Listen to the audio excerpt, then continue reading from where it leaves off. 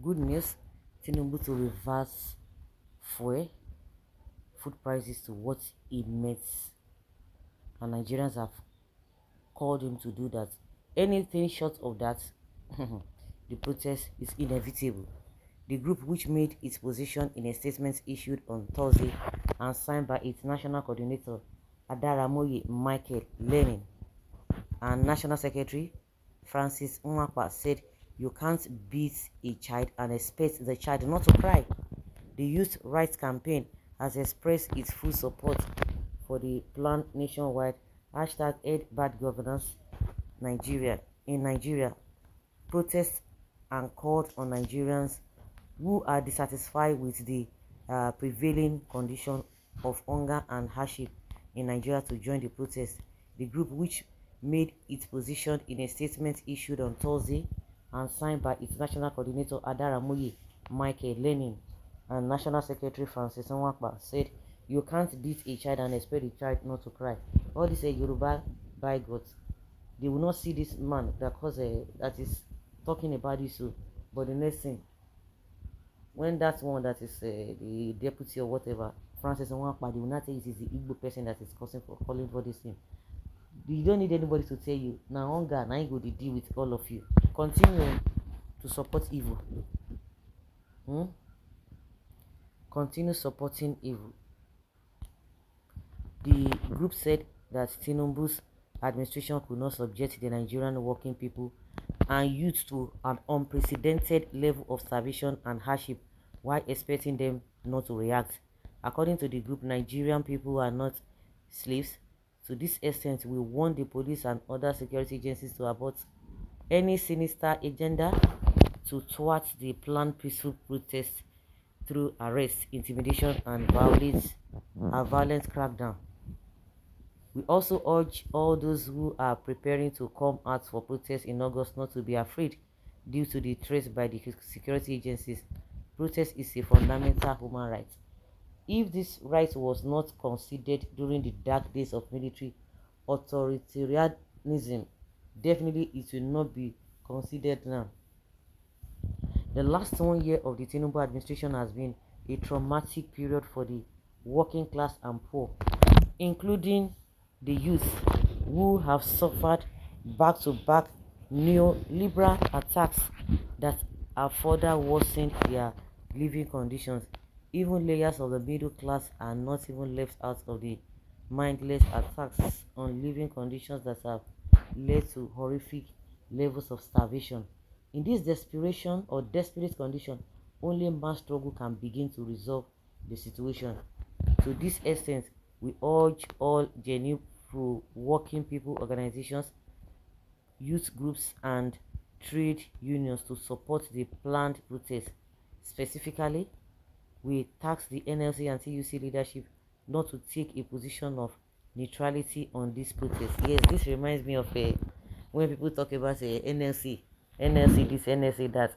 I say, if NLC does not organize a protest, you don't go organize protest.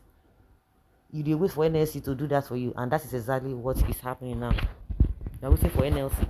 Everybody was just abusing them back and forth. Of course, they had their own faults, which cannot be ruled out. But what you, as an individual, what are you doing? They are not fighting for the generality of Nigerians, that they are fighting for only the workers, the working force. So you, that you are not being considered when they go for their own protest, why have you not come out? You are there blaming them. Yes, we take cognizance of a public statement by the NLC President Joe Ajaero affirming the right to peaceful protest and urging the federal government to meet with protest leaders with a view to meeting the demands. However, we say this is not enough. The group said that as a matter of urgency, the NLC and CUC need to publicly back the protest and begin immediate mobilization of members nationwide to down tools and join. You don't need anybody. You don't need to canvass for anybody. You don't need to convince anybody. Hunger will call you. We also call for the setting up of a democratically constituted protest coordinating committee across states and local governments in the country to ensure proper coordination of the protest. This protest has become necessary because we cannot take it anymore. For example, youth unemployment has risen to 35%, with most youth working as casual workers in factories any less than $1 a day.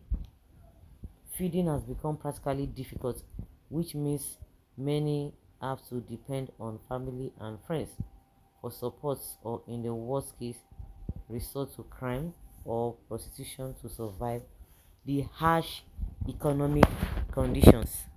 Food inflation jumped to 38% in February 2024, and by April 2024, it already stood at 40%.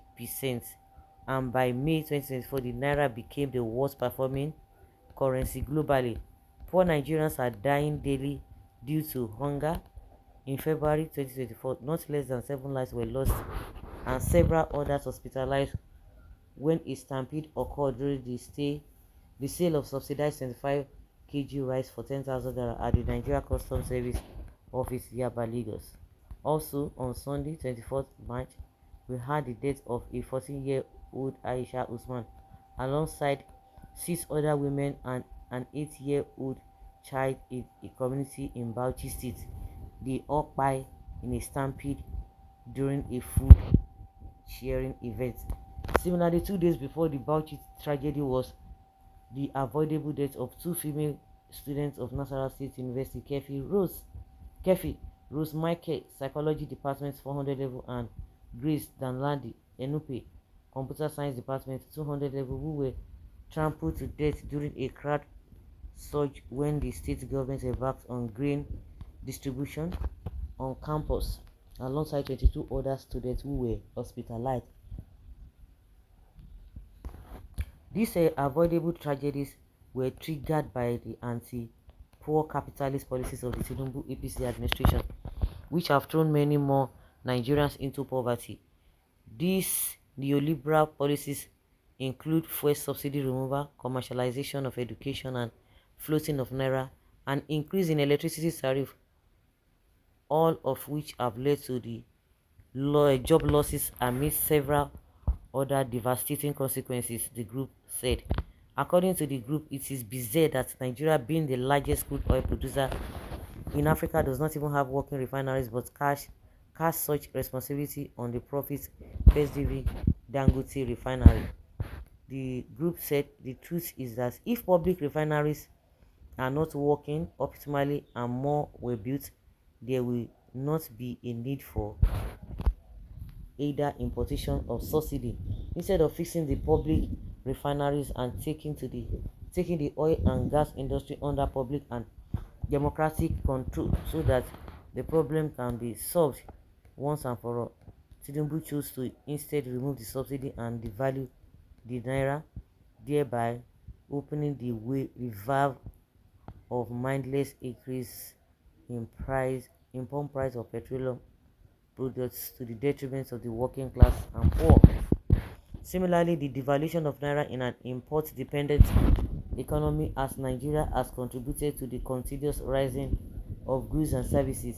It is worrisome that agriculture, which used to be the mainstay of Nigeria's economy in the 50s, 60s, and 70s, no longer attracts serious public investment. For example, the over 20 farm settlements and 5 agricultural institutes established in 1960 by then West Region under Obafemi Awolowo have completely been abandoned or left in ruins.